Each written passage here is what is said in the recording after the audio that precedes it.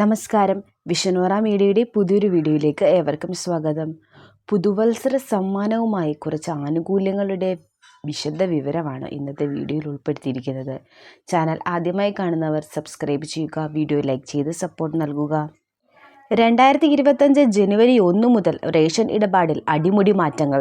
ജനുവരി 1 മുതൽ റേഷൻ വിതരണ സംവിധാനത്തിൽ മാറ്റങ്ങൾ വരുത്തുന്നതിനോടൊപ്പം റേഷൻ ഇടപാടിൽ കേന്ദ്ര സർക്കാർ സുപ്രധാന നിർദ്ദേശങ്ങളും വരുത്തിയിട്ടുണ്ട്.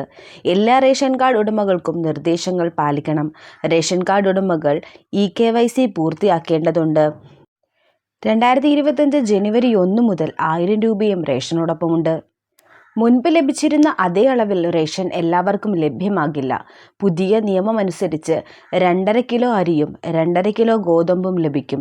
നേരത്തെ 3 കിലോ അരിയും 2 കിലോ ഗോതമ്പും ലഭിച്ചിരുന്നെങ്കിൽ ഇത് 2 കിലോ ഗോതമ്പും 2.5 കിലോ അരിയുമായി കുറയും. അതേസമയം നേരത്തെ 5 കിലോ റേഷൻ ലഭിക്കുന്നുവെങ്കിൽ 1/2 കിലോ ഗോതമ്പ് അധികമായി ലഭിക്കും.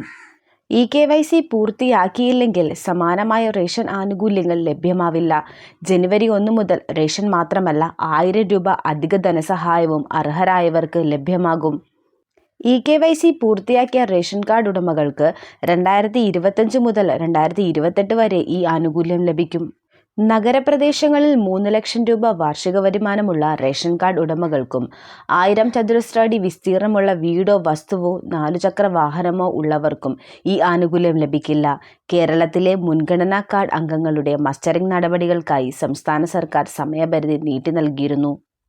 2025 ജനുവരി 1 മുതൽ റേഷൻ കാർഡ് സ്കീമിന് കീഴിൽ സർക്കാർ പുതിയ നിയമങ്ങൾ പാലിക്കും. റേഷൻ വിതരണ സംവിധാനം പൂർണ്ണമായി സുതാര്യമാക്കുക എന്നതാണ് ലക്ഷ്യം.